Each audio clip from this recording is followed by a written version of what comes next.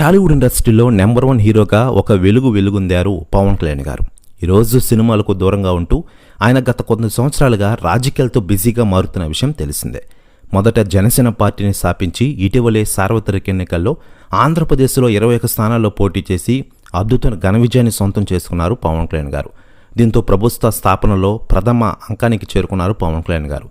దీంతో ఆయనకి deputy CM హోదా కల్పించారు సీఎం చంద్రబాబు గారు. అప్పట్నుంచి తన పాత్ర వహించు ఆంధ్రప్రదేశ్ రాష్ట్ర రాజకీయాలనే కాకుండా దేశవ్యాప్త రాజకీయాల్లో చెరగని ముద్ర వేసుకుంటున్నారు పవన్ కళ్యాణ్ గారు. మరోవైపు పవన్ కళ్యాణ్ గారి గురించి రాజకీయ నాయకులు, మాజీ మంత్రులు, మాజీ ఎమ్మెల్యేలు స్పందిస్తున్న విషయం మనకందరికీ తెలిసిందే. అయితే తాజాగా వైసీపీ మాజీ మంత్రి విడుదల రజనీ గారు స్పందించారట. ఆమె మాట్లాడుతూ, పవన్ కళ్యాణ్ గారు ఈరోజు ఆంధ్ర రాజకీయాల్లోనే కాకుండా దేశవ్యాప్త రాజకీయాల్లో ఎక్కడ చూసినా ఆయన పేరు గట్టిగా వినబడుతోంది. ముఖ్యంగా గ్రామాల్లో పనితీరు అద్భుతంగా ఉంది. పవన్ కళ్యాణ్ గారు మంత్రిగా ఉన్నంత కాలం గ్రామాలు స్వచ్ఛందంగా పచ్చగా ఉంటాయి.